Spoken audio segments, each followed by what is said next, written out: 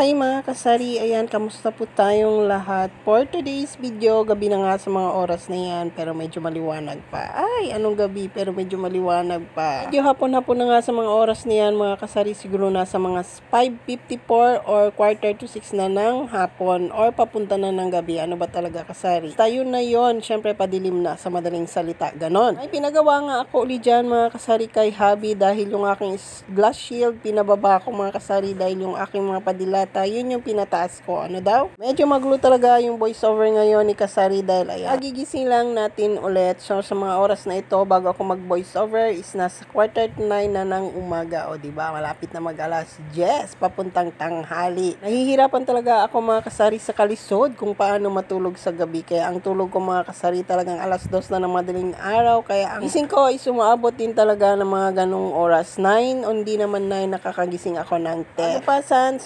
makakarating ang voiceover na ito dahil medyo nabubulol na utal dahil walang laman yung aking utak at hindi ko alam kung anong sasabihin ko dito sa voiceover ko. Kaya ayaw ko mga kasari na mag voiceover dahil ayan, nahihirapan ako at hindi ko talaga alam kung anong sasabihin ko sa mga video ko sa tuwing ako ay nagbo-voiceover. At ayan na nga mga kasari, no, inayos ko nga pala yung aking istante dahil pinabaklas ko na naman kay Habi yan. Sabi ko kasi mga kasari, ibababa ko yung aking glass shield at syempre ipapataas ko yung aking mga padilata. Kaya ang ginawa ni Habi, ayos niya naman kahit labag sa kalooban niya dahil kung hindi niya ayusin zero siya. Kaya no choice siya, gawin niya yung pinapautos ko. Kaya yun tapos na mga kasari, syempre ayan, ako na lang talaga ang gumawa dahil wala namang ibang gagawa sa kalat ko. Sandali lang naman yung pinagawa ko kay Habi mga kasari, kaya ayun, inayos ko na yung aking pag-istante. Nilipat ko kasi yung aking dilata mga kasari, hindi kasi siya nakikita dahil nasa baba siya. Sa tuwing may bibili, nagtatanong pa sa akin kung may paninda ba akong dilata o wala. Kasi nga hindi nila nakikita dahil nasa pwestong ibaba yung aking mga padilata at natatabunan siya ng aking glass shield. Kaya ayun, pinalipat ko na lang muna kay Habi. At syempre, pagkatapos ko mag-ayos-ayos ng aking istante, eto, bisibisiyan na naman tayo ulit sa pag-aayos ng aking mga sako. Nakatambak na rin kasi na naman mga kasari sa ilalim ng aking lamesa at syempre sumasakit na naman yung aking mata. At kung hindi ko yan naayusin at tutupiin mga kasari, talagang nakatambak lang siya, nakakalat at syempre pangit tignan dyan sa ating munting tindahan. Masikip na nga at maliit, makalat pa. At habang ako na may nagtutupi dyan mga kasari, syempre nagdadaldal din ako at nagbubunga nga. Kasi pagod na ako sa mga oras na yan. Tapos si Habi is hindi pa ako tinutulungan. O diba, talagang nagreklamo talaga ako sa mga oras na yan mga kasari at puro daldal at kuda ang ginagawa ko. Para lang matapos ko yung ginagawa ko na yan mga kasari dahil sa mga oras na yan is nasa alas 10 na. O diba, inabot ako ng alas 10 sa pag-aayos ng aking munting tindahan dahil talagang minamadali ko yan para kinabukasan. Ay magre-relax din naman ang inyong tindera. Hindi buong araw is inday tayo. Kailangan din natin magpahinga dahil hindi tayo robot.